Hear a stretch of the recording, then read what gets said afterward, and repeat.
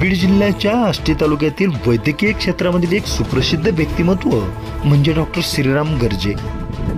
आष्टी तालुक्यातील खिळद या गावचे भूमिपुत्र असलेले हे श्रीराम गर्जे लहानपणापासूनच अभ्यासामध्ये खूप हुशार होते। त्यांचे वडील शिक्षक होते आणि वडिलांच्या इच्छेनुसार ते मन लावून शिकले आणि डॉक्टर झालेले आहेत। लहानपणापासूनच त्यांना सामाजिक आणि राजकीय कार्याची देखील मोठी आवड आहे। गावकऱ्यांची सेवा करण्यासाठी ते नेहमी आपला वेळ देतात। यामुळे मागील काळात ते गावचे सरपंच होते, तर सध्याही त्यांच्या मातोश्री गावच्या सरपंच आहेत। स्वर्गीय लोकनेते गोपीनाथराव मुंडे यांच्या नेतृत्वावर ते मनापासून प्रेम करतात। शिक्षण घेत असतानाच मुंडे साहेबांची त्यांनी भेट घेतलेली होती, त्यांची भाषणं ऐकलेली होती आणि त्यांच्या विचारावर प्रभावित होऊन त्यांनी ही लोकसेवा करण्यासाठी सदैव आपला वेळ दिलेला आहे। म्हणून अशा या विशेष व्यक्तिमत्वाच्या डॉक्टर श्रीराम गर्जे यांच्या आजवरच्या जीवन प्रवासावर प्रकाश टाकण्याकरिता त्यांच्याशी साधलेला हा विशेष संवाद पहा न्यूज वन महाराष्ट्र वाहिनीवर।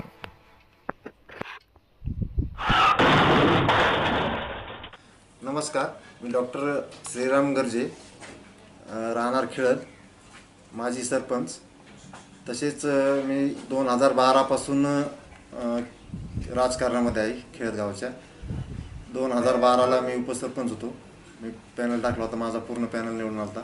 2017ला ज्यावेळेस जनतेतून सरपंच झाले त्यावेळेस पहिल्यांदा मी सरपंच झालो आणि आत्ता परत माझी आई सरपंच आहेत 2022 पासून।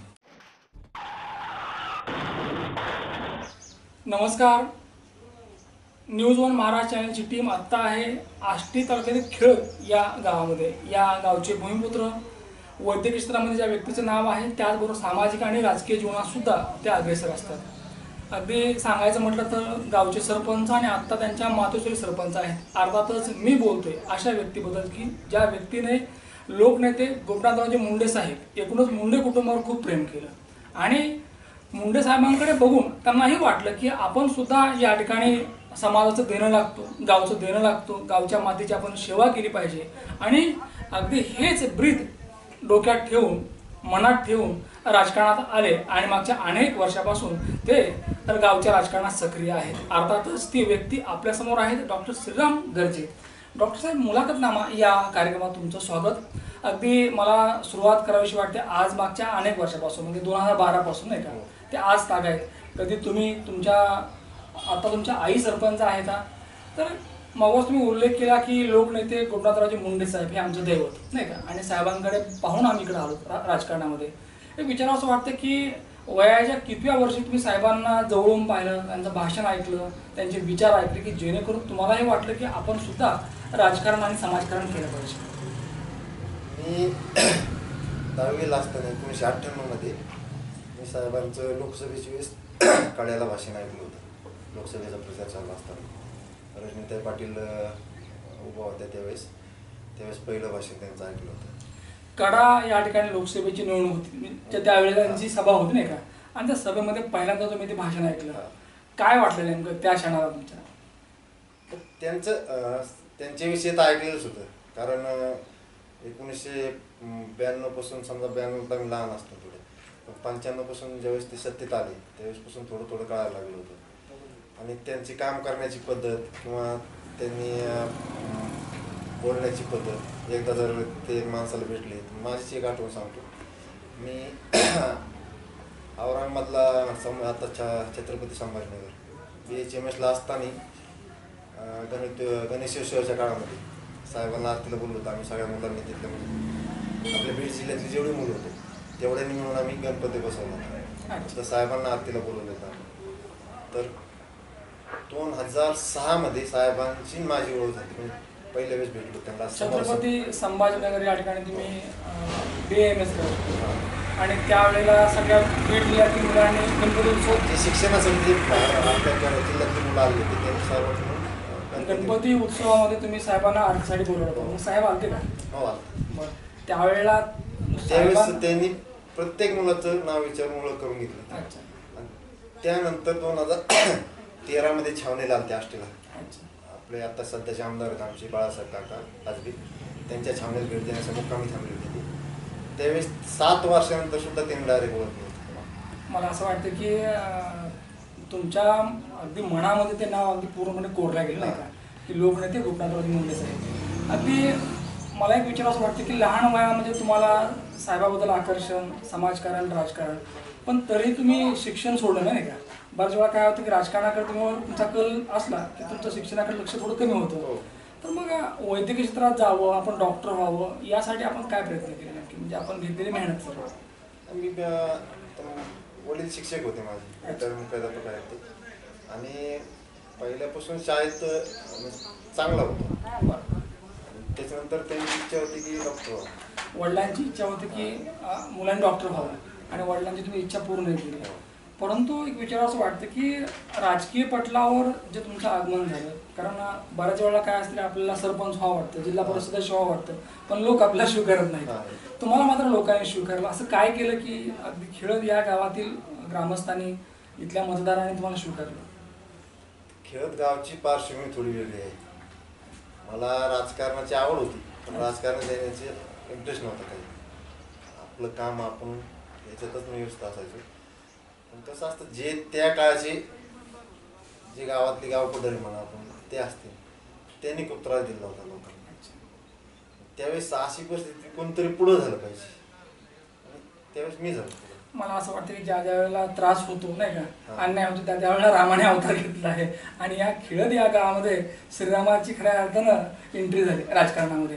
12 पासून ते आजपर्यंत अगदी जे राजकारण करतात आपण, मी तर म्हणेल की राजकारणापेक्षा तुम्ही गावगाड हाकतायत. तर कशा प्रकारे काम करतायत, काय काम केलं की जेणेकरून लोकांनी वारंवार तुम्हाला स्वीकारलं? पहिलं एक तर आम्ही विरोधी याच्यात असल्यासारखंच राहिलो पहिल्यापासून.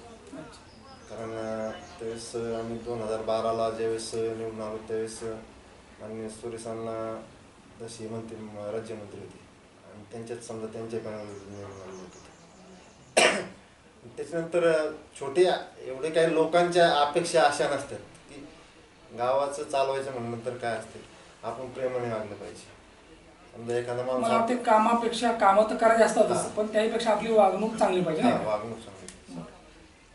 त्याच्यानंतर मग श्रावणबाळचे ज्या योजना माहीत नव्हत्या लोकांना, समजा तसं आज मी 2012 ते 17मध्ये तर आत्तापर्यंत समजा म्हणलं तरी 500-700 लोकांना आम्ही श्रावणबाळ किंवा संजय गांधीचं लाभ मिळवून दिलेला आहे, किंवा घरकुल असतील, ज्या जो लाभार्थी आहे, ज्याला गरज आहे, जो लाभार्थी, तिथपर्यंत लाभ पोहोचला पाहिजे, शासनाच्या योजना पोहोचल्या पाहिजेत नाही का, यासाठी प्रामाणिकपणे प्रयत्न करायचे. सर, वारंवार जेव्हा आपण निवडून येतो त्या विजयामागे एक रहस्य असतं खरं तर नाही का, कारण लोकांना मला मतदान करा म्हणून मतदान करत नाही. तर कशा प्रकारे तुमचं वर्तन असतं, किंवा कशा प्रकारे लोकांना तुम्ही जोडल्या गेला आहात की जेणेकरून वारंवार ही संधी भेटत गेली? आता आपण निवडून आल्यानंतर आपण नुसते एका गटापुरते किंवा याच्यापुरते मर्यादित राहतो. विरोधक असो किंवा माझा मतदार असून द्या किंवा जवळचे असो, ते सगळ्याची कामं केली पाहिजे. म्हणजे एकदा आपण त्या खुर्चीत एकनाथ महाराजांच्या याच्यासारखं समजा, किती वेळा त्यांच्यावर थुंकले तरी ते घागर भरून घेऊन येत होते. तसं कसं असतं की आज जरी समजा एखादा माणूस आपल्या विरोधात असला, पण त्याला कधीतरी वाटणच ना. मला असं वाटतं की नाव राम आहे आणि रामाची लक्षणं गुण तुमच्यामध्ये आहेत, कारण आपण एकतर्फी समाजात प्रेम करू नाही का, त्यावेळेला मग समाजाला सुद्धा वाटतं की ही व्यक्ती एवढा केल्यानंतर देखील आपल्याला किती त्रास देणार, एखादा माणूस किती त्रास देणार. निश्चितच मला असं वाटतं की हे नेतृत्वामध्ये गुण असले पाहिजेत नाही का, कारण आपण जेव्हा गावचं राजकारण करतो तेव्हा गाव आपला असतो, गावची माणसं आपली असतात.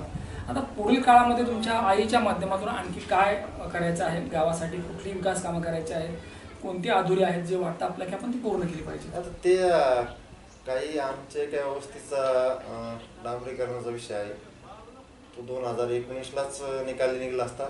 एक निघला समजा, एक झाला. 2019ला माहितीची सत्ता गेली, तसंच पडलेला आहे. पुढील काळामध्ये तो रस्ता पूर्ण करायचा महत्वाचा. जलजीवन मार्फत आता समजा काम चालूच आहे. वैद्यकीय क्षेत्रामध्ये सक्रिय असता, म्हणजे दवाखाने सुरू आहे, क्लिनिक तुमचं, राजकारण सुरू आहे आणि समाजकारण सुद्धा, आणि परत कुटुंबाची पण जबाबदारी असते नाही का. तर हा जो सगळा समतोल आहे तो कसा ठेवता, म्हणजे काय नेमकं? नाही, घरी नाही वेळ देत, घरी वेळ देत नाही का, बाकी सगळ्यांना वेळ द्यावा लागतो, दवाखान्याला पण वेळ द्यावा लागतो, आणि राजकारण आणि समाजकारणासाठी सुद्धा. पाहिलं आपण की राजकारणामध्ये येण्याचं कारण काय? तर फार बालवयामध्ये तडा या ठिकाणी लोकसभेच्या निवडणुकीच्या वेळेला लोकनेते गोपीनाथरावजी मुंडे साहेब म्हणजे साक्षात देवताला पाहिले, त्यांचे विचार ऐकले आणि प्रेरित झाले. आणि मग हळूहळू वाटलं की आपण सुद्धा आलं पाहिजे.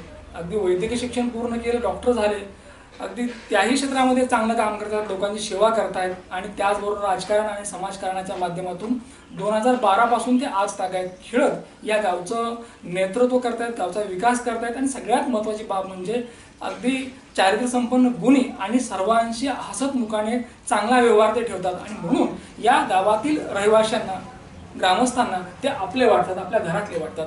निश्चितच डॉक्टर साहेबांची मुलाखत तुम्हाला आवडली असेल. परत भेटूया पुढच्या मुलाखतीमध्ये. तोपर्यंत पाहत राहा न्यूज वन महाराष्ट्र चॅनल. धन्यवाद.